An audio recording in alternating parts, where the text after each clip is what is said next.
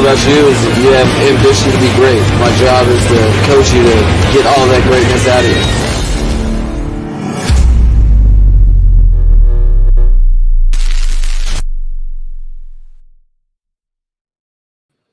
What is good, Fin Nation? What's good? It's your boy Reason, and we are back here for another one, third straight this week. And I am joined to your right, my left, Dante Collinelli. He does work, obviously, for RiseNDraft. He does work for, well, used to do work for Blue Chip Scouting, and he's a contributor to SI Dolphins. And then below me, obviously, the homie Ryan Roberts of RiseNDraft, and he covers Notre Dame. I want to say this too. Two of the best people in the draft community, not only from a evaluation standpoint, but from a people standpoint. So two people I'm proud to call my friends. And welcome to the show, boys. I'm excited to have you guys both on at the same time. Thank you so much for having me. Appreciate it. Yeah, man. I haven't been on in a long time. It feels good to be back. Yeah, because honestly, man, because right after the draft, I was scheduling to have all these ideas, and then I got caught in prospect previews, and there was so much news coming out that I'm gonna have to handle that better next year for sure. And keep locked on Dante Collinelli. He's got a big announcement coming soon for all of y'all that you should keep your eyes peeled to, Dolphin fans. So, guys, I know you're already into your 2023. Well, Dante might be a little bit behind, but I'm a little behind. I'm slacker. I'm a slacker this summer. It's not great, but we'll get there. I promise. We're getting back. I know you guys have you guys have already, once the 2022 draft, it's 2023, right? So, but I want to take you guys back to 2022 a little bit here. Honestly, let's start off. What were your guys' opinion, even though we didn't start till the third round of the Dolphins draft, with Channing Tindall in the third round, Erik Ezukama in the fourth, Cameron Good out of Cal late, and obviously Skylar Thompson late as well. What were your guys' overall thought of the draft class? Ryan, we'll start with you.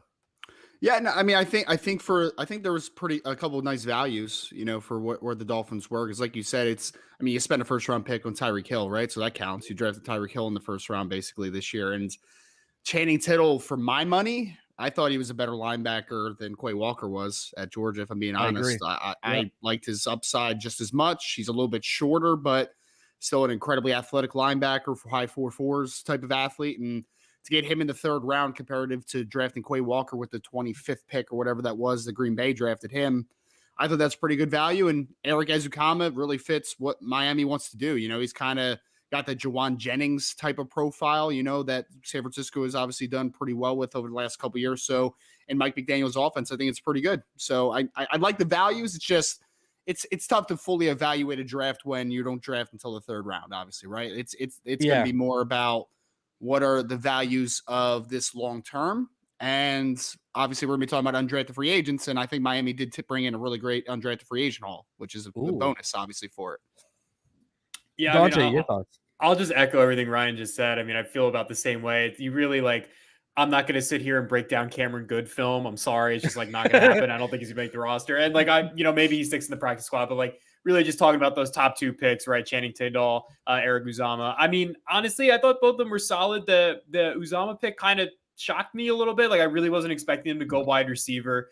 But when you watch his film, right, it makes a ton of sense. He's that, possession guy that can move around the formation, played a little bit in the backfield. We know how much Mike McDaniel likes to line up his receivers everywhere, right? So he's that type of player. So that made a ton of sense once I actually finished my evaluation, which is always a good thing that you should do as a draft person. And then Tindall, look, man, if it gets a Landon Roberts off the field, sign me the hell up. That's all I want. I'm sick of watching a traffic cone in the middle of the defense every year. So Tindall's some things never change. Yeah, man. Look, he's great going this way. Any other way, there's a problem. So Tindall 4.4s. He can rush the passer off the edge. He can move around. We know how much Josh Boyer likes to stand guys up in different gaps and get them moving on different blitzes and stuff. Tindall can do that for you right away. Is he going to be the best run defender in the world off the bat? No, but you can develop that. And frankly, the bar is not overly high in Miami for run defending linebackers. So I like the draft. It's pretty solid. It's tough to give it a grade because in my opinion, they picked two players. And then like Ryan said, I do think they did a good job with the UDFAs though. I think there's a couple guys there who could push for roster spots for sure. Um. Okay, so I wanted to get your guys' thoughts on. Okay, I know you guys had mentioned Quay Skylar Walker. Thompson? Is that what we're No. talking about? No. Leo Chenal went the next pick after to That hurt. KC, and That I'm a hurt huge me. Leo Chenal fan, and I know you guys are high on him too. Is Leo Chenal the way you guys would have gone though if you go, even though we haven't seen anything yet, but just based off of your evaluations and what you had seen from the players, would you have gone Leo Chenal there? I would have. I mean, he was and again, there was a big drop off in this draft after I think I ended up having 15 first round picks this year. It was a low number for me. Typically, I have between 18 to 22, somewhere in that ballpark. And I thought Leo Chenal was a top 25 player in this class. I did. I really did. So getting him in the third round, I mean, Kansas City back-to-back years is just picking tremendous value every spot. They got Creed Humphrey last year in the second. They get Trey Smith in the sixth. They get Nick Bolton in the second round, a guy that everyone kind of overthought a little bit. And they get Leo Chenal, staring him in the face at the third round pick. And I mean, if Miami is going to run, and I think last time we talked, Reason, you did say that they're going to run a similar style defense to what Flores had been running in Miami. If that's true, and he's a perfect fit for that defense too, right? Because he's kind of that big body dude, has a look of a Sam, but can play Mike. He's got physicality, really good interior blitzer. I thought that was a steal for the Chiefs, and that person would have been where I'd gone, but I still think Tindall in a vacuum is a good value in the third. It's just when you kind of line it up next to Chenal, I didn't love that part of the conversation. Yeah, I mean, I'd have to agree. I think I had Chenal top 40, so kind of in that second tier of player range as well. I really liked him. And I also agree with Ryan that he would have been a perfect fit. I mean, he plugs right into that Landon Roberts role, except he gives you a little bit more juice there, right? He's still going to be that downhill run defending linebacker next to Jerome Baker. He just gives you a little bit more juice there. So I don't think I had Tindall too far off of Chenal. So I think for me, it's really splitting hairs. I like Tindall a lot. I just think you have a lot of speed there, a lot more upside. I think Chenal might be maybe a little bit safer right now, but if Tindall hits, I think he'll be really good. So it's a little bit nitpicky. I would have gone with Chenal perfectly. I really like that player. That I had to scout the Big Ten for blue chip scouting this time last year, and I fell in love with Chenal pretty quickly in the summer. So guy that I had, through the process. But I like Ryan said, I think Tindall's still a good value. You can nitpick it to death. Chiefs are doing a really good job, though. I think Nick Bolton, they got my boy Bolton last year. Yeah. Now they got Chenal. I'm like, oh my God. Just a ton of really quality players that they're just mapping up with middle round picks. So they've been killing the past 2 drafts. They have, man. but I like Tindall. I think he's a good pick, good player. So hopefully he develops. I think at worst, right, he's a solid, edge kind of guy. I think you can play him on the edge a little bit more than some of the other backers, but we'll see. The word on the street is, sticking with that third round pick, is that we were actually targeting Rachaad White with that pick. And when you heard McDaniel and Greer post draft, remember they talked about a player that they were shocked he went before them. That was there. Apparently they were talking about Rachaad White, from what I'm told.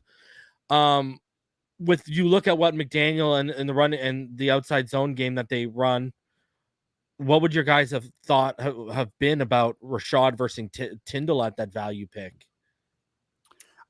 I still like Tindall in a vacuum a little more than Rachaad White at that spot. I do think that White is a really nice fit into that outside zone scheme, because I mean he's definitely a guy that's stretched defense laterally and then hit it vertically, and he's just kind of a one cut type of dude. So I do think he would have fit the outside zone scheme well. But I do like Tindall in that spot. I liked him. I like Tindall a little higher as far as the tiers of the draft than I did of Rachaad White personally. Yeah, I would agree. If you watch this show or if you follow my work, I'm incredibly anti-running back, even though third round is not inherently bad value for a running back. But I had a much higher grade on Tindall, but I do think that White's a good fit there, right? Because he gives you something on third down too. He's a solid pass catcher. He can block a little bit, I think. So would have been a fine pick. I wouldn't have killed it like I would have killed a running back pick much higher than that. So either way, I think it works. I personally would have stuck with Tindall. I just think he gives you more value from that spot. He's a perfect fit for your defense. And if he hits, I mean, him and Baker could make a really solid, core linebacker group for a long time. What do you guys see as his biggest area improvement? Can we all pretty much agree it's coverage? an area of needed improvement for Channing Tindall that we can. I mean, and he's got the tools. Right. I mean, and he's flashed the instincts, to be decent in coverage, like better than Jerome Baker and Landon Roberts. That's for sure. Would you say? I mean, if he becomes, more than competent in coverage, I mean, it's pretty. I think we can all agree that he'd be closing in on becoming that more of that complete linebacker, right? I would say for me, there's no tool that Tindall lacks as far as the flexibility and the athleticism, and he's big enough. I mean, he's like 6'2", 230 plus pounds, so like he's not a smaller guy either. The big thing with him is that, I mean, he never started a football game in his college career, right? So like there's some things that are just inherently with him right now that are inexperienced. I think that's mostly eye discipline, whether it's working against the run, whether it's, diagnosing and getting back into his as a zone dropper.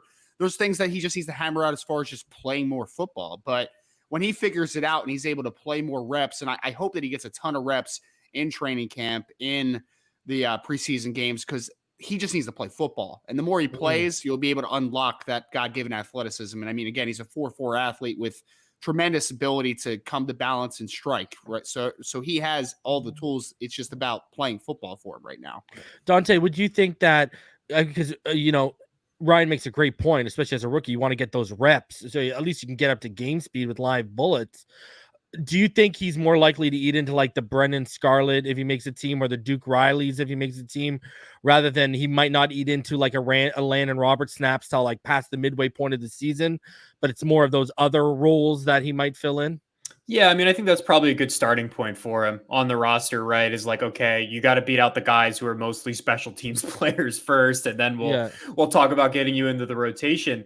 I think Miami has an opportunity to use Tindall and Roberts like strategically, right? Like if you're going up against a team that is going to run that outside zone, right, and you want to hammer, you want to get into those interior gaps early on those reps, yeah, throw Roberts out there. But if you're going to go play the Cardinals, or going to go spread the field, put 4 wide receivers on the field, 50 to 60% of the time, whatever the hell they're doing over there, put Tindall on the field, let him go run around in space and make plays, right? So like I would like to see Miami get him reps in situations where his athleticism can shine, and matchups where his athleticism can shine. As much as I want to take a Landon Roberts off the field because of what Ryan said about his eye discipline and the lack of experience, I'm also not sure I want to see Channing Tindall, have to sit there and diagnose complex run schemes as a rookie in the NFL, right? So like, I think there's a version of this where if he has a really good camp and he beats out the Brendan Scarletts, the Duke Rileys of the world, it's like, okay, this is a 3rd round pick that we can develop. We like what we have now. Then maybe he gets 30% of the snaps as, a guy on 3rd down who can come in, he can rush the passer, or he can drop into coverage.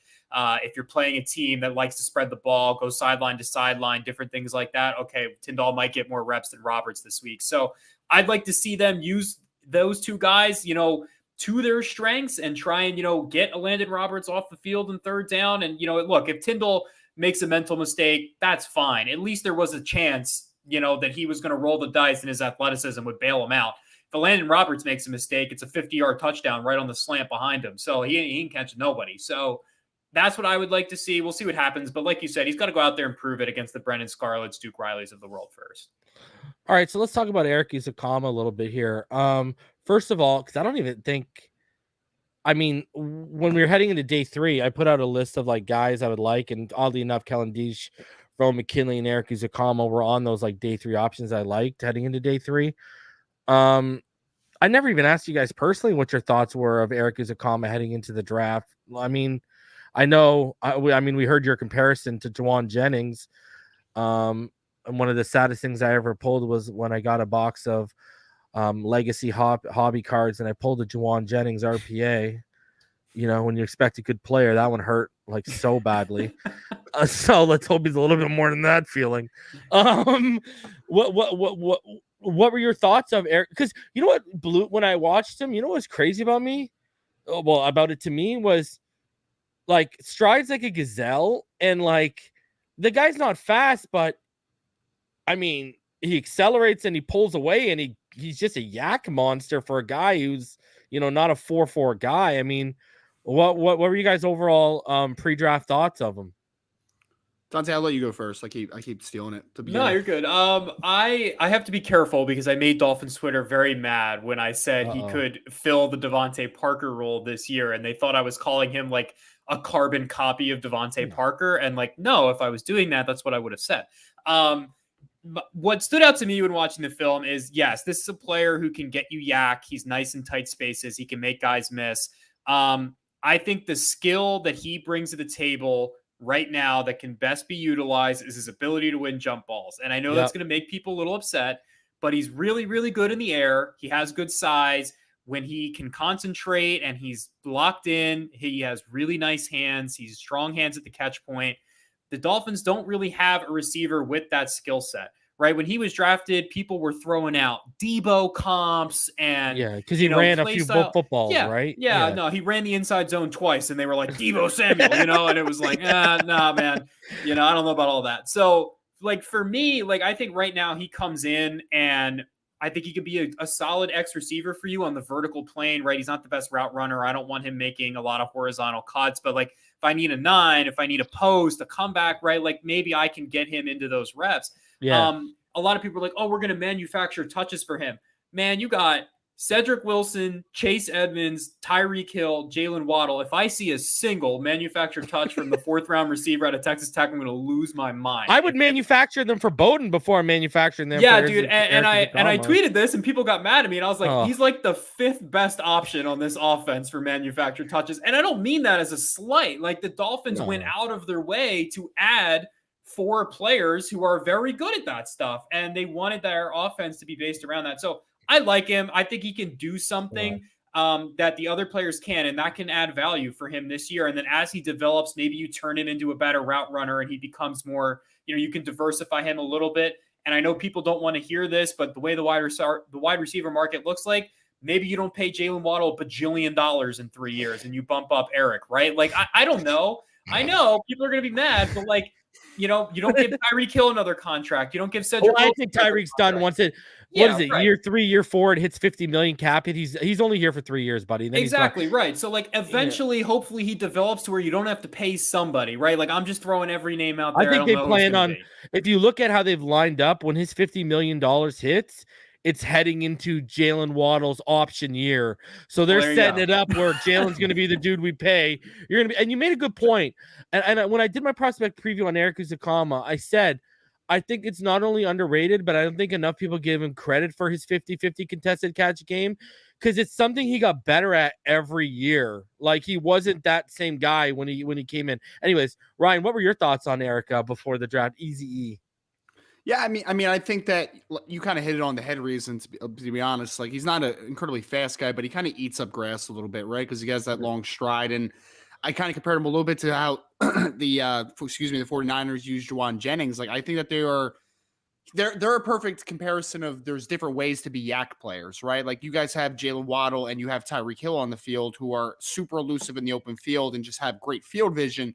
While guys like Juwan Jennings and Erik Ezukama are going to win because they're incredibly physical players, right? Like that's how they're going to create yak opportunities. And I think in an offense that I know is going to have a lot of RPO elements still part of it with how Tua obviously operates, I think that Erik Ezukama can come in and he can give you that yak ability. And I think that he can do a little bit of the dirty work. He's going to block. He's going to do, the short intermediate type of stuff. And he's going to be able to be that guy that can make some things happen after the catch. And it's not going to look nearly the same as Tyreek Hill or Jalen Waddle, but it could still be effective in its own way.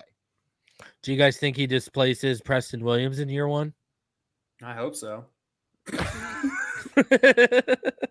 No, because like I feel bad, but like I mean, Preston just can't stay on the football field, like because he's talented, but like he can't stay on the football field. And I think, I mean, honestly, that's probably the guy that he's competing for head to head with the reps, right? Like they're both kind of on that like 5'6" receiver range. So we'll see. But I agree with what Ryan said, right? Like he's going to break tackles, and he's a tough runner, and he'll pick up yak his way. Really good fit, but I think he beats out Preston personally. I just think that you don't spend a 4th-round pick on that guy, hopefully at least, and you're going to stick him like 6th or 7th on the depth chart. That would be really disappointing, but we'll see. Dante, I heard something through the pipeline during OTAs, and if you think about it, okay, if we sit here for a sec, you got Hill, Waddle, and I'm going in order, depth chart order, I assume. Cedric Wilson, I'll put Bowden there. Then I'll put Ezukama. And, bro, in OTAs, I heard lock in Trent Sherfield in Matt Collins' role last year. He's our gunner. They love him. They're impressed with him. So we're at 6. And here's the thing. They brought over River Craycraft from San Francisco, who McDaniel knows, right? And a special team guy. Preston's going to be competing for wide receiver 7. Like, that's what the math, and that's if they carry 7 guys. That's what the math tells me. So kind of crazy how, we went from heading into the 2020 season, all the Miami beat reporters are saying, oh, between DVP and Preston, we got 2 potential 1,000-yard receivers on this roster. To now DVP's, in New England, and this guy's, on the cusp of getting cut. Now I know you obviously didn't dive into the Cam Good film, clearly. I had to after he was drafted, but I mean, I'm just being frank. I'm not watching the dude, the outside linebacker from Cal pre-draft. Like I gotta pick and choose, Ryan, did you watch him pre-draft? Yeah, so we actually had him down at the College Gridiron Showcase. Oh, okay. There you go. All right. Let's go. Let us know. What do we got here, Ryan? I mean, he's a hybrid edge, and I think he can play a little bit of outside linebacker, right? Like he played mostly on the ball at Cal. He's a relatively good athlete. You guys had Brandon Scarlett, right? Already on the team. Yeah. He's like similar-ish, a little bit better of an athlete, but like he's kind of a 3-4 hybrid stand-up rusher that can also massive liability in coverage, right? Yes, yeah. You don't, don't do that. So Don't do that. practice squad at best. So I think we can pretty much all agree, right? Yeah, most likely. I would think so. I Cameron's did watch not that Skylar good. Thompson though. He's next, bro. We're going in chronological order. Don't worry, we're gonna get there, okay? I didn't slack off that. I didn't My numbers slack are going off up because the that Tua badly. haters just sat up. They heard you, bro. My numbers are going up right now. Skylar Thompson. Refuse to talk about. Uh-oh, here we go. Let's talk about Skylar Thompson. I don't want to. Okay, well, I'll talk about Skylar Thompson since I have nothing to say about Cameron Good. I understand why he was the pick in the 7th round after watching his film. I see it. He's a little bit mobile in the pocket. He's used to working under center, working those play action concepts. Has general accuracy. Right, like that loosely, general accuracy, 15 yards and forward. All right, how about that? I'm sitting here on Twitter, and all these people are cherry picking this one throw towards the sideline he makes, and that I'm like, my fault. I tweeted that, and it got like 300 likes. Dude, bro, what is this? Go actually post the rest of his deep throws, and let's have the conversation. I did, but of course, the only one that I posted that he completed got like 300 likes, and the other 2 interceptions he threw over the middle got no like one wants 5. to talk about. Yeah, bro. nobody wants to talk about that.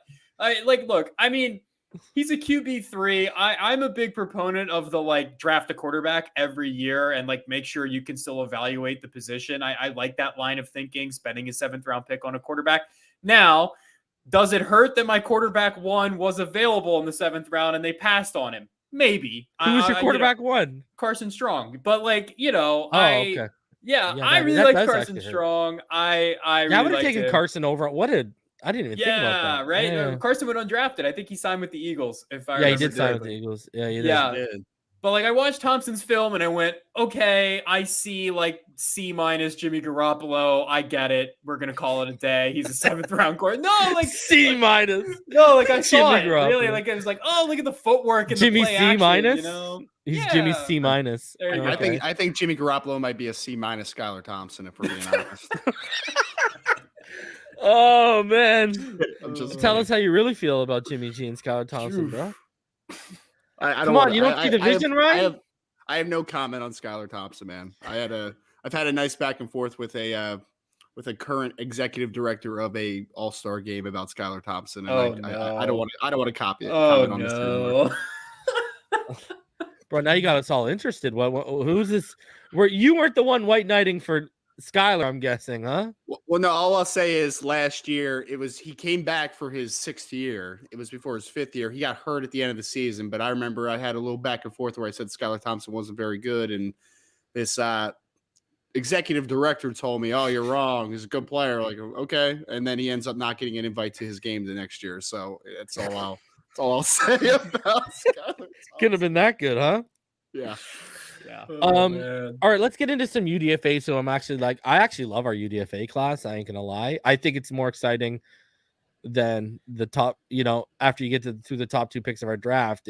I think we made better decisions in UDFA than we did with our 7th round picks, but hey, whatever. Let's start off with a guy who I'm really high on. I was the first in this Dolphins YouTube community back when everyone was gushing over Herbert and such. I was gushing over Javon Holland, and another kid I've liked since then is Verone McKinley. I look at this kid and I see all the intangibles to be great, minus the speed, obviously, minus if this guy was a 4.4 guy, he would have won the first round. I mean, you look at his anticipatory skills, you look at his read and recognition skills in both the run and the pass. I mean, he has the intangibles that make up for not being a 4.4 guy, and that's a rare breed type of guy. I mean, I had like a 4th round grade on him, and I was shocked he went as a UDFA. Man, I think he's got a legitimate chance because I mean, you guys know he's a special teams contributor. He forced a fumble last year on special teams. I mean, he's got a legitimate chance of making this team. And you look at Javon Holland's size. I mean, I don't know if you guys were in the same boat I was, but when you looked at him in Oregon, you look at the size and you're kind of like, okay, he can play everywhere, but I don't know if I want him in the box. Now you see him as he's grown into his body, and you see the kind of hitter that Javon Holland is. He looks like he can play in the box just fine, and you could put McKinley on the perch if you really want to do that. And plus, with all the Ruby and Diamond and all the exotic packages we run with all of these DBs out there, Verone McKinley is a fit. I mean, you could throw him out there and you could push Brandon Jones up as a hybrid linebacker and kind of like a Mark Barron's type of role. Anyways, what were your guys' thoughts of Verone McKinley coming out of I think he's a legitimate ball hawk. I think we got an absolute steal with him, but what are your guys' thoughts on Verone McKinley? The first time I saw Verone was when he was a redshirt freshman, and he was a part of that secondary that you were talking about with Javon Holland and Thomas Graham and all those dudes at that point. And I really liked him. I still do like him. And I got to know him a lot throughout the process, had him on an interview a couple times. He's a really driven young man to begin with, and he has a lot of leadership qualities. And I mean, he was the de facto leader of that Oregon team over the last couple of years. So he has all the intangible sides of everything. He's not a big kid. No. He's not incredibly fast, but there, like you said, he has there's proactiveness to him, right? Like he just sees the game at an extremely high level. And he just led the nation in interceptions last year with 6 because he understands where to be on the football field. So I think there's a really solid baseline because he has experience. He started in nickel, actually, in the beginning of his career. So he was a nickel, then he turned to safety. He's definitely I would rather have him closer to the line of scrimmage. He's not a true, he's not working from depth a ton. He's not like a true free safety type, but a guy that I think can do enough in 2 high situations, can rotate down, play some in the slot, and he's going to do well in special teams. I would have drafted him 4th, 5th round as well. Like I would have drafted him somewhere in that ballpark, despite the lack of traits. I think he's going to make the team. I think he's going to be a solid contributor in a role, right? Like I'm not saying he's going to be a starter year 1, maybe not a starter year 2, but I imagine that Verone McKinley is going to stick because I just really like the mental side of the game that he brings. Dude, Ryan's such a stud, and you make such a great point, Dante. And I've actually said something alluding to that on this channel before. You look at our depth behind Nick Needham in the nickel, and with what Ryan pointed out, I pointed out that, hey, if he can't beat out anyone in the slot, I mean, he's a potential option where we don't have a lot of nickel depth right now, and he can contribute on special teams. What was your evaluation of Verone McKinley, and what do you think about him potentially sliding in our nickel depth, which, as a Dolphins fan, it's not deep at all? No, I mean, I agree. I agree with you guys. I had about a 4th round grade on him coming out, right? So I was really shocked that he was UDFA. We hear like the term like, oh, that guy's just a football player a lot, right? But like, I really just think it applies here, right? Like he's really smart. He's gritty, like all those like very cliche terms. I do think that they like really apply to McKinley, right? Like he is just that guy. I have a hard time imagining that he doesn't make this roster. I think it's fine. I think it's fine trying him out in the slot. I think it's fine, working that because like there's no depth there, like you just said, right? Like it's Howard and Jones on the outside, it's Needham in the slot, and then you're picking between Noah Igbenogany, Quincy Wilson, Keon Crossan, I just wrote about this today. Elijah Mitchell, Elijah Trill Elijah Williams. Campbell, Trill Williams. Yeah. I like Trill Williams going out of Syracuse. I do. I love Trill Williams. Yeah. Like, but at the end of the day, right, it's like a bunch of dudes who are like, I mean, Keon Crossan hasn't played in 2 years, really. He's mostly been special teams since he kind of flamed out in Houston. So, like, yeah, he's got a shot there. He's got a shot to play reps at safety, honestly. Like, I agree. I know a lot of people are really, really happy about Brandon Jones. And you know what? He's really good at what he does well, but he's a very limited football player. Dude cannot cover. And, like, I don't know, maybe he's taking strides. I did a story on him this summer where, he kind of talked about trying to make strides as a man coverage player. Hopefully he makes those strides, but like the only reason Eric Rowe is still employed is because Brandon Jones can't cover tight ends, right? So like there are reps to be had in that safety room. And I think McKinley, just like Ryan said, right? Like a guy who knows where he's supposed to be.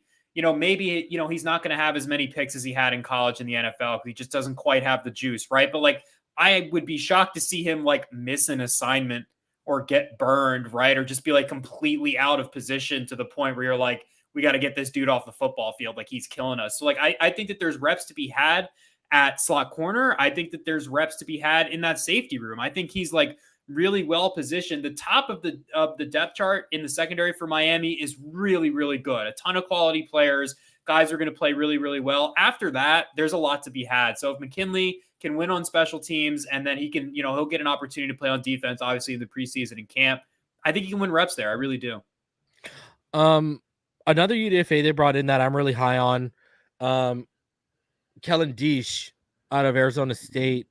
The word right now is that Eichenberg is going to be playing at left guard, and with what he showed us last year and his lack of an anchor, I mean, I am absolutely cringing at that thought.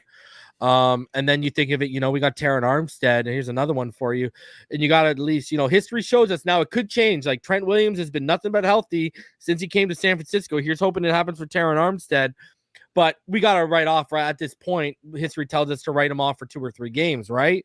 So that tells me the loser of the right tackle battle is probably going to slide over there. That could be Robert Jones. That could be Greg Little. Keep, shuddering at the thought of the names I'm throwing out. When you look at Kellen Diesch right now, I think he's got a legitimate chance to make this squad. I mean, I think he, I like him better than, and I know how highly you had him graded, Dante. I like Kellen Diesch better than I liked Eichenberg. I see there was, you knew when Eichenberg was coming out, if his fundamentals and technique weren't flawless, it was going to be a shit show. I mean, 6'6", 301, that's a very thin 301, and we saw the anchor. He couldn't handle power. He couldn't handle speed. He doesn't have quick feet. You know what I mean? And he was just sloppy last year. So you look at Kellen Diesch, I think he's got a legitimate chance at battling Austin Jackson and Eichenberg based off of what we've seen at the pro level from Jackson and Eichenberg, not based off their college tape, even though Jackson's college tape's a disaster. What are your guys' thoughts on Kellen Diesch? Now, I like him. I think he's got lighter feet than Eichenberg in pass sets. You know what I mean? I think he can climb to the second level, decently. Pretty good, moving laterally, pretty nice movement into his kick slide. I mean, I there's things I like about, Diesch that I also liked about Eichenberg, but I look at Diesch and I'm like, I believe that his anchor might hold up. And again, same size, 303, right? And 6'7", so they're around the same, almost 301. They're almost like the same size a little bit right now. But the reason why, he's new into the league, so hey, he might put on the weight. He might bulk up. Whereas Eichenberg looked like he was just like, all right, let's let it roll.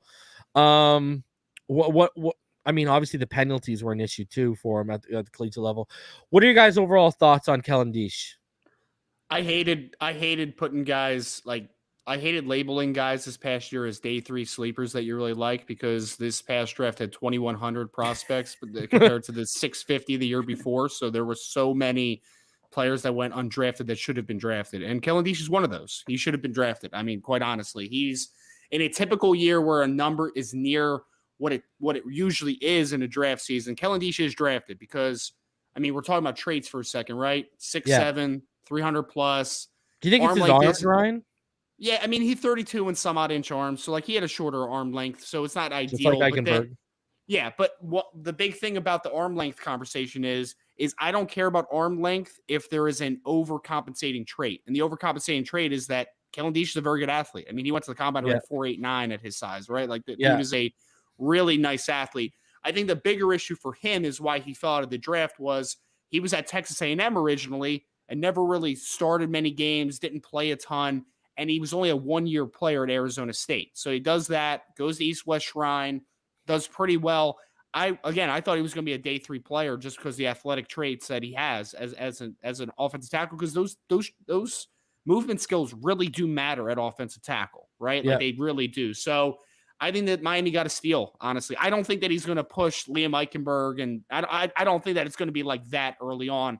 But what I do think is that this kid could find a backup spot as a rookie. And then from there, as long as you guys got Matt Applebaum, right? From Boston College. Yeah. He's a really good offensive line coach. So as long as he is what I think he is as a developer, then Kellen Diesch, year 2, year 3 is a guy to keep an eye on, even though he's a little bit of an older prospect. Yeah. He's a little bit older. 25, right? Yeah, he's like 25, but he didn't play a ton in college, right? Like he was only a 1-year starter. So there is still time for him because he's more a guy that's just lacking inexperience. It's not like he's maxed out and you just can't, he can't get any better. From a technical perspective, he still can get better, and he has really solid baseline from an athleticism perspective. So, I like him. Ryan, like you follow Notre Dame, you're a Notre Dame fan, but you also follow them. Like obviously, you report on them. That I see a lot of similarities with Eichenberg in terms of the short arms. You look at the size, but the difference between them is the athleticism he has that Eichenberg lacks, and then you look at the outside zone scheme, and that's why I'm like, okay, Kellen, I think the lack of foot speed and the lack of athleticism and the lack of an anchor might hurt Eichenberg long run in what we are running this. I mean, hey, I might be wrong, but I mean, what do you think? It might hurt him just in general. It may not even be a system thing because, like I said, if you don't have great length, you need an overcompensating trait. And if his foot quickness isn't great either, then what are we doing, right? Like that's why I think people are going to try to move him inside, because you want to keep it more condensed space. I get it, but then you're also talking about the lack of anchor. That's something where guys can get stronger, right? Like you can improve core strength. That's a possibility. But I mean, if Eichenberg is not a great mover in space and he doesn't have great length, then you're in kind of a muddled situation at that point. And I mean, I think that we talked about him before. Reason like I'm a Notre Dame guy, right? Like I covered the team, but like I wasn't the biggest Liam Eichenberg draft guy. You know what I mean? Like I thought he was a solid prospect. I wasn't like enamored. Even though Tevin Jenkins, even though Tevin Jenkins didn't do much as a rookie for Chicago, for instance, like I would have drafted Tevin Jenkins over him. I agree, 110%. Yeah. Or you stay at your spot and draft, Creed Humphrey instead of, if we would have done that. I forgot Humphrey was on the board. Instead, we're moving Connor Williams out of position to play center because they're treating center like it's the running back position in Miami. It's ridiculous, bro. Oh, what's that about? You know what I'm saying? Like, who's okay in this crap? Anyways, because I'm going to tell you guys my theory quickly. I think when McDaniel came in, not only was they said, okay, from what I heard personally was, how he does all these cut-ups? He has these thousands of hours of cut-ups. I basically heard when his interview, he showed cut-ups of what he wants his quarterback to do in his offense. And then between Dolphins film and Alabama film, he showed Tua making those exact same throws that he needs. And then he's like, okay, so he showed the cut-up with like Matt Ryan and Jimmy G and all those guys. And then he showed Tua and he said, okay, he can make the throws I need. But I think they said to him, okay, listen, give you a 1-year leash to Tua, but I also think they said give a 1-year leash to Eichenberg and Jackson because they invested so much of them and we're bringing in all these offensive line gurus that they're like, see if you can get value out of the picks and we don't have to move off of them. And then they don't work out, we move off of them. What are your thoughts on Kellen Diesch, Dante? And I know it probably hurt you what Ryan said because I know you were huge on Eichenberg when he drafted him, and I was massive on Tevin Jenkins. So when Ryan just said what he said, my heart fluttered a little bit. What do you think of Kellen Diesch and what do you see from him? Okay, firstly, I want it on the record. I had a higher grade on Tevin Jenkins than Liam Eichenberg. Okay, I want that. I want that to be out. I want to be out in the sphere. Now, I was definitely higher on Eichenberg than it seems like both of you, but it's not like I was like, this is OT2 in that class. You know what I mean? But like, I had like a 3 on him, so I wasn't like low. Yeah, I had like a mid 2. You know, like I thought he was fine. Yeah, he's like a passable prospect, right? So like, as for Diesch, I mean, I pretty much agree with everything you guys said. Good mover. You like the fit in the outside zone. Personally, I think he's a guard. I think that's where he could do his best work. Now, the bar for playing right tackle in Miami is incredibly low. So, you know what? Maybe he's a right tackle in Miami, and that foot quickness and that athleticism just really carries him there, and he can be a solid player at that spot. So I don't think it's crazy to think he could play right tackle in the NFL. I just think personally, maybe I try him at guard first, but whatever. I like him. I think it's a really good steal. Had a draftable grade on him. I don't think he's going to push for reps this year. I really don't. I think there's a couple guys ahead of him that I think are going to get looks before he does. Guys like Robert Jones, who played last year. I liked Robert Jones coming out of he came out of Middle Tennessee, right? Like, and he looked good when he was in last year. Yeah, like I kind of liked him. I thought he played well in the preseason. Had a good camp, made the 53-man. I thought he played good against New England his only start. I think he's got too many guys to jump, but like Ryan said, right, like you're getting a player with really good athleticism, traits that you can develop. I think year 2, year 3, I think he starts to jump some of those back end guys. And if he's jumping Adam Pankey this year, that's for sure. I don't think Adam Pankey's not going to make the roster. But that's what I'm saying. He's jumping Adam Pankey. But like, you know, if Jackson doesn't figure it out this year, I think he's gone. I think they'll give Eichenberg the 3 years. I do think that they'll give him that. I think you just put too much into that player, even if he ends up being a backup in year 3. Like, I don't think they're going to cut him after year 2. I just think you put too many resources into that player. And like, as bad as he was last year, the good games that he had were like, are we talking about Eichenberg? We're talking about Eichenberg? Yeah, we're like serviceable, right? Like there was honestly, he played pretty well first game of the year against New England. Ironically, like that might have been his best game of the year. And then from that point on, it was just downhill. So we'll see. I like Diesch though, right? To kind of round out this conversation, good developmental prospect, fits the scheme, has traits that you can develop. I don't think he pushes for snaps this year. I think maybe we keep talking about him next year. Another sleeper and dark horse in training camp, and McDaniels talked about him a ton. They already have a freaking nickname for him. He's the one who showed out the most. One of the players who showed out the most at all the media days is Zakondre White. They even call him Dr. White, right? And this is a stacked, you know, I mean, let's talk about it. It's looking like Gaskin, and it's looking like Ahmed are going to be on the outside of this roster bubble, right? And what are your guys' overall thoughts on Zakondre White? Because this kid, you know, he's explosive, man. You know, he's got quicker than a hiccup feet, man. Like he is, you know, he's good, man, and he's agile. Like you put on the tape, and now I can only really find broadcasts because finding all 22 of them is like, you know, trying to find a needle in a haystack. But what were your overall thoughts on Zakondre White? Because it's looking like, you know, they might carry 4 running backs to make sure he gets on the roster. The only thing I'll add to Zakondre White, because I actually did not get a full evaluation of him before the draft, so I'll let Dante do most of the work here.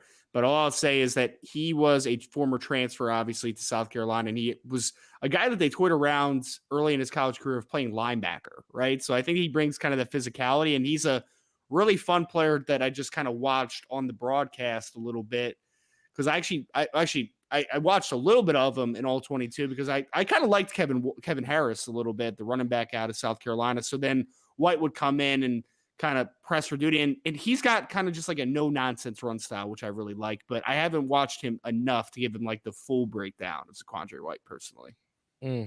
Yeah, I got a chance to watch him after the draft. I think I'm significantly lower on him than Dolphins Twitter. And it seems like Mike McDaniel. Yeah, is right. Go unfollow Dante. I mean, I think he can push for that RB4 spot. I don't want to make it sound like I don't think he can make the roster, because he definitely could. But I think that, I mean, there's just a lot of limitations you're dealing with here. You know, like I really don't want to get excited about a player who's going to be RB4. You know, like I really just, that's not my brand. That's not something that I'm trying to do. There's 3 backs ahead of him that are better. I know Myles Gaskin gets a lot of crap, and I'm not here to tell you that Myles Gaskin is some really, really good running back, but I do think that he's an NFL running back. Like, I think he can find He's a a place complimentary back. where he's successful. I know he doesn't have the best vision in the world, and people like to make fun of him.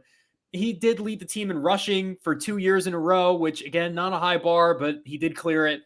He's a good receiver out of the backfield. I have a hard time thinking that Gaskin loses that battle to White. Like, I really do. And I'm not going to sit here and say that, like, White doesn't stick on the practice squad and injuries and he gets bumped up. He's got good contact balance. He's a physical runner. He's going to take what you give him. He's not going to get too fancy back there or, have a lot of negative runs. And I like all of that. I think people are getting a little bit too excited about a UDFA running back from South Carolina that had like 600 yards last year and was a complimentary piece for a college team. Like, I just think that the brakes need to be pumped a little bit. At best, he's your RB4. That's fine for a UDFA. Dante, so the dream it's a killer. good pickup. I'm sorry. I've seen people freak out about some of this guy's runs on Twitter, and it's just like, I get it. There's nothing to talk about this time of year. He's a fourth string running back, man. Like, we got to relax a little bit. I like the nickname though. It's a good nickname. I'll give him that. Dr. White. I like it too. Yeah, but let me hit you with this, Dante. What if Gaskin isn't the one he has to beat out? What if it's Salvin Ahmed? Because I'll give you 2 reasons why. Well, I'll give you 3 reasons. He's basically Gaskin with more athletic upside, 1. 2, where did we get him from? San Francisco tried to sneak him on to their little practice squad, right? He's a McDaniel Shanahan boy. Number 3, and here's the real one that a lot of people are losing sight for. The very first move this new regime did when they came in was tender Salvin Ahmed. That was the first thing they did before anything else was tender. I think that might be McDaniel's little boy toy right there. So, and it looks like White is taking that role a little bit. Gaskin might be the odd one out, even if it comes down to him and Ahmed. Yeah, I mean, it wouldn't surprise me if any 3 of them get that 4th spot, right? Like, I just think that people are really overhating on Myles Gaskin. Like, he is a perfectly fine complimentary running back. And again, we're not talking about the starting running back. We're talking about RB4. Right. Yeah. Again, it would not shock me if White gets it. And I don't think White's bad. I'm not like, if White's the RB4 and they cut Gaskin and Ahmed, I'm not going to be like up in arms about it. I'm gonna be like, all right, whatever, sure. Kid's physical. He's going to run the scheme well. That's great. All good and dandy. I'm just saying that, like, I have a hard time believing that the UDFA, who was splitting carries at South Carolina, beats out a 2-year established running back for that RB4 spot. That's all I'm saying. I'm not saying it's impossible. I'm not saying that White can't do it. I'm just saying I think it's an uphill battle. I think the more likely scenario is he sticks on the practice squad, somebody gets hurt, and he gets bumped up, and then maybe he pleasantly surprises. That's all I'm saying, right? And you can hate on Gaskin all you want. You have to take into consideration that this is a player who has produced at the NFL level after being a 7th-round pick. Like, I'm sorry. It is the way that it is. I think White can do it. We'll see. I think he's going to have to climb some guys. Ahmed, I mean, sure, why not? He's a good fit for the outside zone, right? He's a one-cut guy, put your foot in the ground, get upfield. I like that. So he could be RB4 too. I want to say this to you, Dante. Every year you do my preseason panel, right? Where we do our predictions and such. Yeah. Don't forget, heading into that 2020 season, I was the one saying Gaskin's going to be our starter and Kalen Ballage is going to be out of town, bro. You're right. You're right. That's when I started the whole with Ballage. My whole thing was, give me football players that are athletes. Don't give me athletes trying to be football players, because that's what Ballage was. You know what I mean? Yeah, but like, Myles Gaskin is not Kalen Ballage, man. Kalen Ballage averaged like 1.8 yards per carry. I'm not, bro. He's bad. I might be better than Kalen Ballage, bro. So I'm not saying that. What I'm saying is you look at the talent ahead of him right now, right? Like, if Raheem Mostert stays healthy, he might end up being a running back 1 by the time it's all said and done. But right. I mean, it doesn't get a bigger if than that. And then Chase Edmonds and Sony Michel, that's a lot. And then you got to think of the factor. Are they going to keep Ingold and Lovett?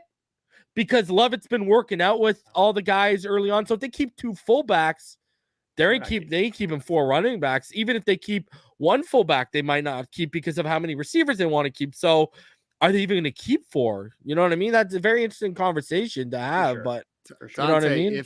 if running backs don't matter, what are fullbacks?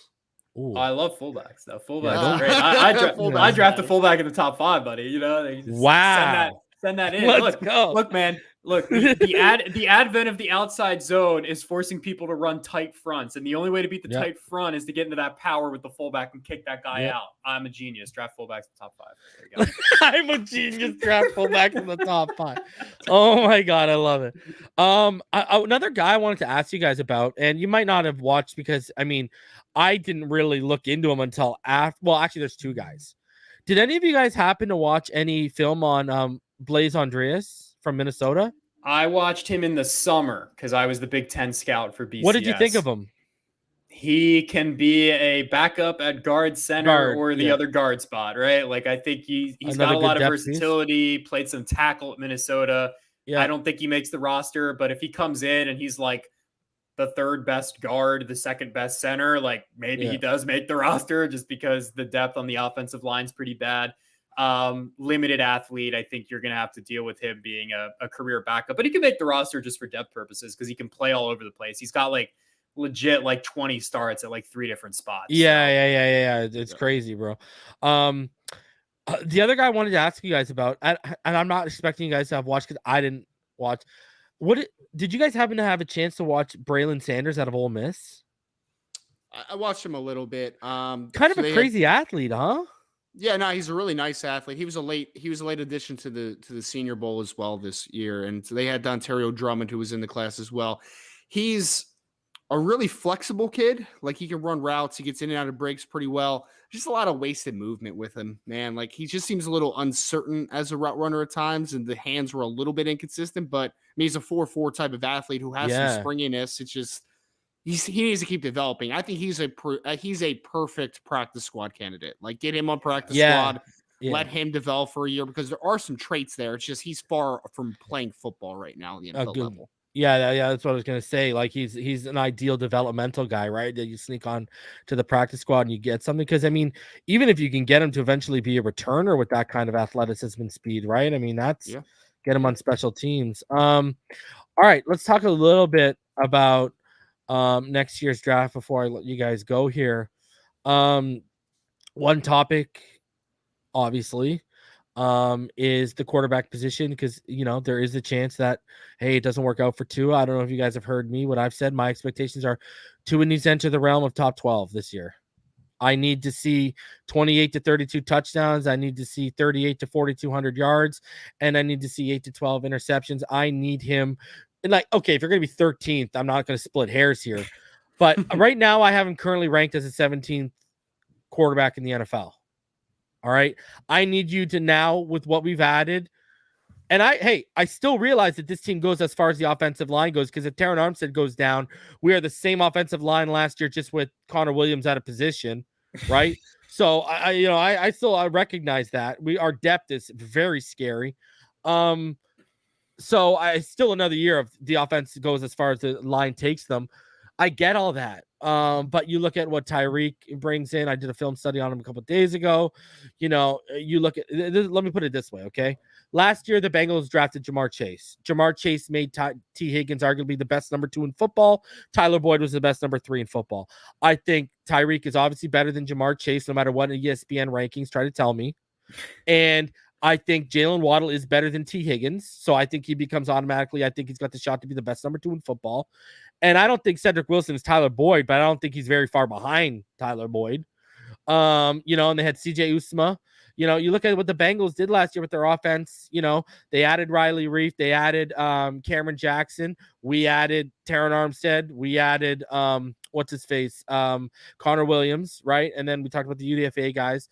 We did a lot of their same moves, but we upgraded. Like, we don't have Joe Mixon, but if Chase Edmonds and Mozart and Michelle stay healthy, you can get Mixon-like production under the 3 of them as a committee, right? Like, as a committee, not one individually. So you look at it, there's a lot of parallels right now with this team, but the obviously question always comes back to, it's the make or break season for Tua. A lot of people are saying.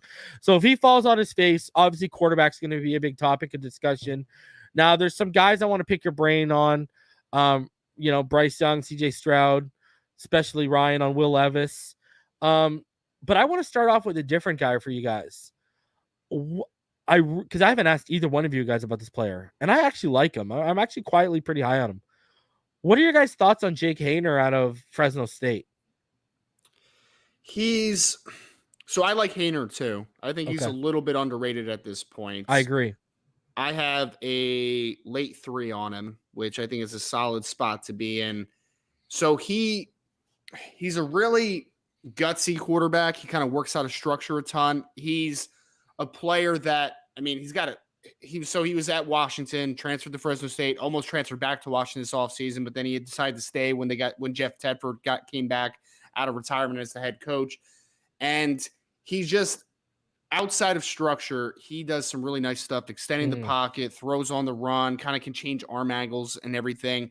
He's a little bit of a smaller quarterback. Yeah, 6 but foot, I think right? the arm's pretty good. Like it's not like below average. It's an NFL level arm, and he has the ability to throw from different arm angles and to throw all platform and do all those types of things. So I think with a late third round grade, that for me is a developmental quarterback, right? Like he's a guy that is the day 2 quarterback, and some people fight back. I think Dante hates day 2 quarterbacks. I think we've talked about this before. He correct me if I'm wrong. It's a bit, though. I'm not that serious. It's a bit. You know, like I'm very much doing a bit on the timeline. You know, it's not a real take.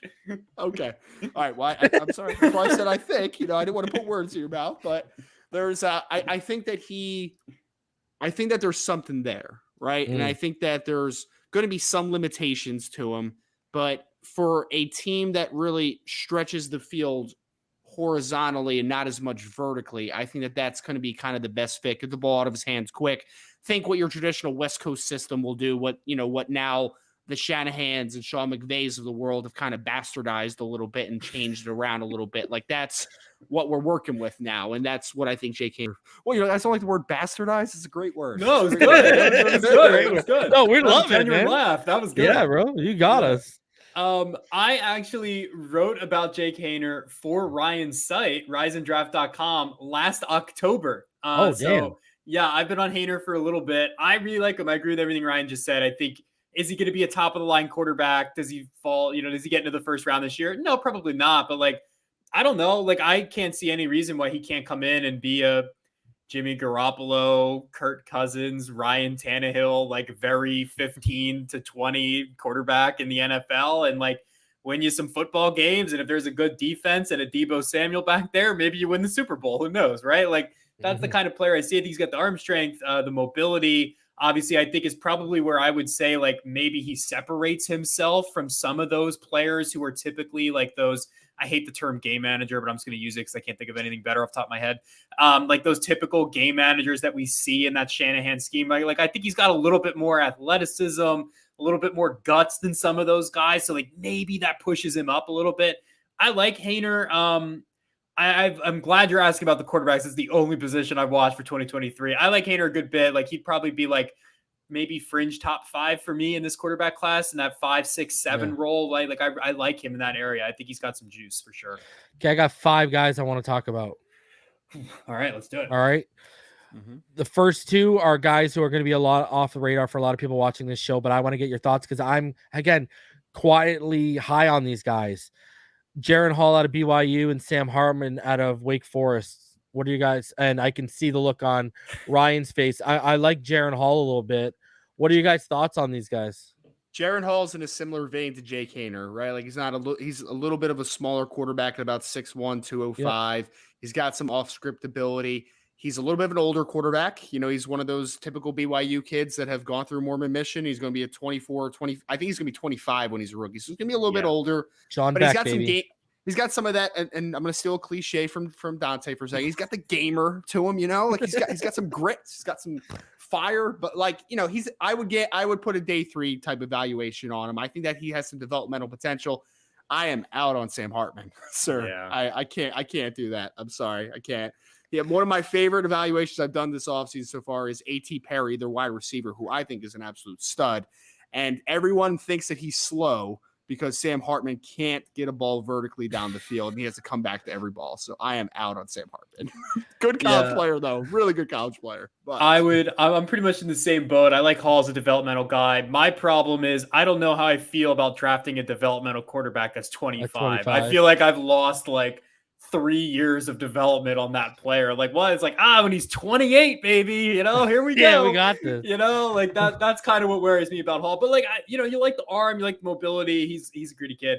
I'm also out on Hartman. I don't think you can draft a Wake Forest quarterback in that system. Like, I really just like that system is not like, there is no, when you scout, right? And like Ryan, I'm sure can sympathize with this, is like, you have like, you try to watch for situations, right, that like translate to the NFL, obviously, right? And like, I just feel like when I watch Sam Hartman, it's like, well, I got to throw that play out. And it's like, well, I got to throw out like 70% of his snaps. And then like Ryan said, the other 30%, I'm like, I don't know if he has an NFL arm. So I'm out on Hartman.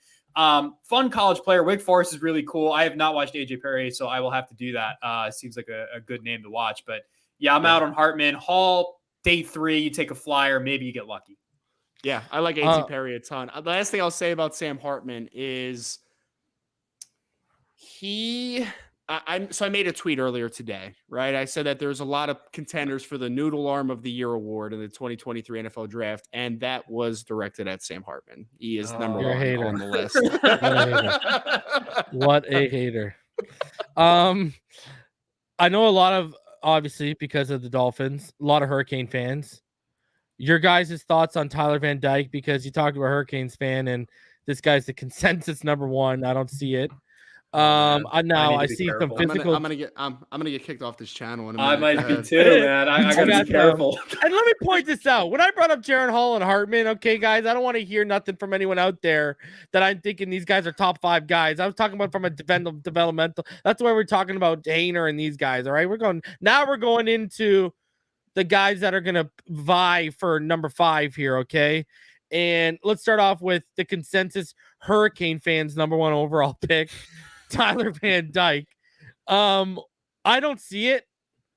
I mean, he's got physical. I see like some traits. I don't see the Google godness over this kid. What are your guys' thoughts? So, I'm gonna try to be as nice as possible. No, go ahead. Let it rip. Let him have it. Look, let him have it. Here's bring the real Hurricane, Ryan. Here's the positive to Tyler Van Dyke. He picked up the offense after Derek King hurt his shoulder, and he played about as well as I've ever seen a Miami Hurricane quarterback play. So he had like 6 straight games of 300-plus yards, 3 touchdowns, played fantastic, right? 6'4", 225, nice frame. He has some nice bucket throws down the field, so I think he has pretty good touch working vertically. I don't think he's a great athlete. I don't think his arm is plus. I think it's very middling and average. And there was I think that his eyes are pretty good as far as the processing goes, but I don't think he understands how to attack leverage of defenders. And I saw him throw a couple balls where I'm just like, you have to throw to the back shoulder there. You have to throw to the inside shoulder. And that right there, that criticism could very much just be because he just started a handful of games at the end of the year. Not a handful, a few more than that, but he took over the starting job during the season. So he has time to improve that spot of it, right? But I just watched him and I don't see great traits. Like, I just don't. Like, I see a big kid. Yeah. I see some moxie to him, which is cool. I see some good bucket throws down the field, but I don't see a great arm and I don't see a great athlete. And right now I see inconsistent as far as understanding where to place footballs. It's not really that he has bad ball placement. It's that he's not reading leverage very well right now, which worries me because that's where pick sixes happen. That's where like you throw a ball to a squatting defender in the flat and he, just jumps the route. Like that stuff worries me a ton. So I'm not out on Tyler Van Dyke, but I'm very nowhere on Tyler Van Dyke right now. I'm just kind of very neutral and uncompromised on him right now. I'm with Reason. I don't see it personally. I see a player that the Miami Hurricanes can win a lot of games with this year. I think that, he's a good college quarterback. I think he could turn into a backup in the NFL, right? Like Ryan said, has some decent touch. You like what you see from his frame. He's got some moxie, all that good stuff. Like that sounds like a backup quarterback to me, right? Like a player who can keep you where you need to be. And, he's not going to blow up, and he doesn't have the traits to be a starter, right? Like, just doesn't have the athleticism, the arm strength, those different things. So I had a lot of Miami fans mad at me. I made a tweet when I originally announced that I was not going to be directly covering the draft this year. And I ended up watching quarterbacks anyway, because I love watching quarterbacks. And I had a tweet where I said there was like 4 quarterbacks in the class that I named that I was in on, and everyone else could kick rocks. And Tyler Van Dyke was one of the rock kickers, and I lost like 15 followers in 15 minutes. So I just don't see it. I see a guy who could come in and be a solid backup in the NFL, right? Like, he just seems like a QB2 to me. There's nothing wrong with that, at least in my opinion. I don't think there's anything wrong with that. I think he can have a good little career in the NFL. Just don't see starter level traits right now. All right, rank them: Bryce Young, C.J. Stroud, and Will Levis. Let's start with you, Ryan. Wait, did you say Bryce Young, C.J. Stroud, Will Levis? Yeah. You ranked them already. Congratulations. Okay, Dante, you go. I would switch the top 2. I have Stroud over Young. I like Stroud a little bit more. However, I would say that there is a 2 and then what I would call a gap between 2 and 3. A chasm.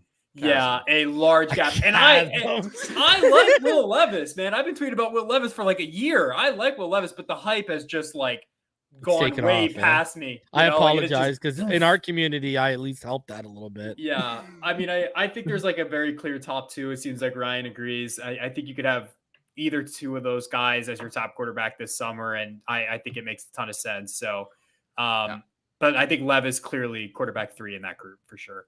And I'll say this, I have seen spring grades from the NFL, and those things don't always carry full weight because, things change. But the NFL, as of right now, does very much like Will Levis. They like him a lot. There's one platform that has Will Levis with a higher grade than C.J. Stroud. That is a fact at the moment. So you know what? I'm gonna tell you boys exactly what it is. Yes. They don't want to miss out on the Herbert traits again. I'm not saying he's Herbert. Don't get me twisted. I am not saying he's Herbert. But what they're seeing is the traits, and they're saying we don't want to miss on that again. That's what they're saying. The problem is, for every Herbert, there's also a Jake Locker, right? Yes. Oh, yeah. I agree. That's the trouble. Or Jacob Eason. Or Jacob Eason. Or an Easton Stick. Blaine Gabbert. Like, there's all those guys, right? Yeah, they all exist. Yeah. Don't put Will in that category, though, bro. Come on, you gotta show some love here. I didn't put Will in that category. Because I will say this: if he takes if he takes a proper developmental step this year, I mean, he's gonna be in the conversation, right? For top 10 pick next year. I'm not gonna say he's gonna be, you know what I mean? Another guy I wanted to get your guys' opinion on, quickly, and then I got one other question for you guys, and we'll get out of here. What do you guys think of Grayson McCall? He's another one of the noodle arms. I mean, if we're being honest, a really good college quarterback. Yeah, accurate, good athletes, has a lot of stuff working for him. He's going to be a redshirt junior this year, and I would advise him to stay in college as long as he can, because it's beautiful down in Myrtle Beach, man. Enjoy being QB1 in Myrtle Beach as long as you can. Yeah, I have to echo that. I did this thing every year called the All Hollywood team, right? Which were just like my favorite prospects in the class. That doesn't mean that they're good. I just personally like watching them play football. Grayson McCall is one of those players for me. A lot of Coastal Carolina players make that cut every year. He's incredibly fun. I agree with Ryan, right? A fun college quarterback. He's generally accurate. I would not be shocked if he's like a 6th or 7th round pick that sticks around for a couple of years. That wouldn't shock me at all.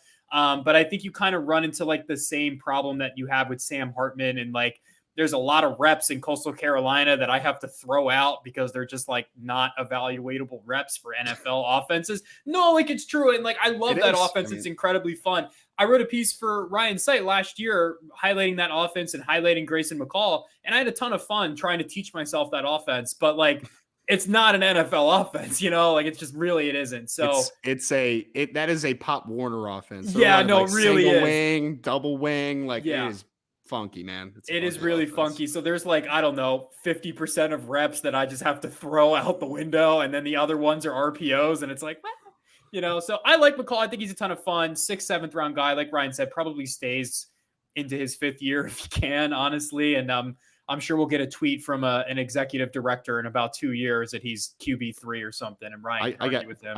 I still got yelled at for the Bo Nix stuff from a couple years ago. You remember that, Dante? Oh, I do remember that. Oh, yeah. No. Are you guys out on Rattler? I'm not. No, I'm not out. I'm waiting. I'm cautious, but I need to see it, so like the first part about Rattler is Rattler could have went to a lot of other schools that I would have been like, that's a red flag. Like he still wants the spotlight on him, right?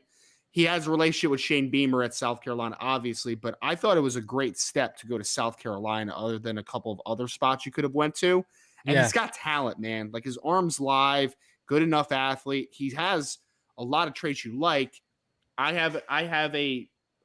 scared that the mental side and the character side is going to hold his talent back. That is one thing I'm a little terrified about.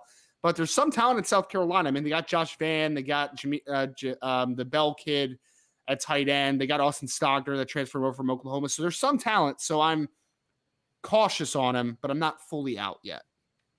Yeah, I think I said that he might have been my QB1 in last year's class if he had come out. So that's more of an indictment on last year's class than actually like me liking Spencer Rattler. I mean, he's got all the talent in the world, right? Like there's a reason that he was, in the conversation for QB1 for so long last year before he lost out his job to Caleb Williams, right? Like the talent is there. Like he has right. We talked about Tyler Van Dyke. I said, I don't see starter level traits there. I see starter level traits when I watch Spencer Rattler. But like Ryan said, yeah, it's the mental side of things. If I could combine Tyler Van Dyke with Spencer Rattler, I'd have the first overall pick in the draft, but I can't. So, but on the flip side of that, I'd rather bet on somebody like Spencer Rattler. Personally, I like traits at quarterback. I think that there's more to work with there, especially if you're talking outside the first round and, some other guys pass him and I can get Rattler. A lot of people crap on like Drew Lock, but like, honestly, the Broncos take him in the 2nd round, really not the worst pick in the world. I know it hasn't worked out, but like, if you're going to take that traits quarterback that you want to develop, that's not a bad spot for him. That's kind of how I feel about Spencer Rattler is like, there's traits that I like there. If he can show better character this year, a little bit of, better processing the mental side of the game. I mean, I think he could be a 1st round pick still for sure. Okay, and final question for you guys. We talked about the offensive line. Clearly, it's a big issue in Miami. I mean, Ryan, your dad's a Dolphin fan, so I'm sure you hear about it all the time. And I gave you guys that theory earlier about we try and get the most out of these guys, right? Because we've invested in them. The reason why I think it kind of sucks in terms of timing is, and I don't know if you'll agree with it, but this is a much weaker tackle class than the last couple of years we've seen, correct? Yeah, no, it is. It is. We spent a lot of time over the last few weeks breaking down offensive line. So in my opinion, the offensive guard class is bad. It's just a bad class. The offensive tackle class has talent, but it's underdeveloped talent. Like you're talking about guys like Paris Johnson from Ohio State that's played guard. He's never actually played offensive tackle at Ohio State yet. He might be a guy. I like guys like Jalen Duncan out of Maryland. I like guys like Blake Freeland out of BYU. Like, I think those can be guys, but they're not guys yet. They're just traits guys. Really good center class. If Connor Williams doesn't work out, I guess it's a really good center class next year, but guards, not great. And tackle, you're projecting a lot right now with it. Yeah, I've not watched a lot of tackles, but I will pull from our BCS rankings since I'm technically still employed there. We do not have a lot of tackles in the top 50. So it seems like our consensus is about what Ryan was saying. We don't have a lot of guards in the top 50 either. So seems like maybe some guys with some big years. I'll comment on Jalen Duncan only because I watched him last year as the Big Ten scout. I really like those traits. I think that there's a starting caliber tackle in there somewhere if you can clean some stuff up. I thought he got a lot better last year as well as compared to his 2020 stuff. So if Ryan's in on him, I liked what I saw too. So that could be a name to watch for sure. Yep. Ryan, you might have watched them already. What do you think of the kid from Northwestern, Pierce Skoronsky? And the kid from Georgia. What do you think about those two guys? Broderick Jones and Skoronsky or whatever his name is. I have not gotten to Broderick Jones yet. I didn't watch Peter Skoronsky. Look, I surprised myself with Peter Skoronski because I looked at that body type. I'm like, he's 6'4", 294 pounds, and he's going to have shorter arms. And I'm just like, I honestly went into the film session and I'm like, I think he's going to be a guard, right? Like, that was just kind of my conceptual, how my mind worked there. But I don't think that's the case. I think that he can play tackle at the next level. I think he's about as rock solid as you can get, good foot quickness, and he just really understands how to play the game, man. Keeps so patient in pass pro, attacks with good leverage, both in the run game and in the pass game. Like, he's not a people mover, but he's a guy that I feel like is going to be one of those Riley Reef type of offensive tackles where, like, he's just a good player for like a long time. Is he a star? No, but like, you're still going to draft that player in the first round because he gave you consistent tackle play and you didn't have to think about him for the next 8 to 10 years. Like, that's what I see with Peter Skoronski. Love it, man. Guys, I appreciate you for doing this. This was that hour and 15 minutes. I know I held you guys for 10, 15 minutes longer. That conversation flew by, man. I mean, that was awesome. It's your moment, guys. You guys plug what you got coming up, where they can find your content, plug your Twitters, do everything. Go ahead, guys. Knock yourself out. We'll start with you, Ryan, then you can go, Dante. Yeah, I mean, so if you just want to follow me at RiseNDraft on Twitter, RiseNDraft.com is where we do kind of all the draft stuff.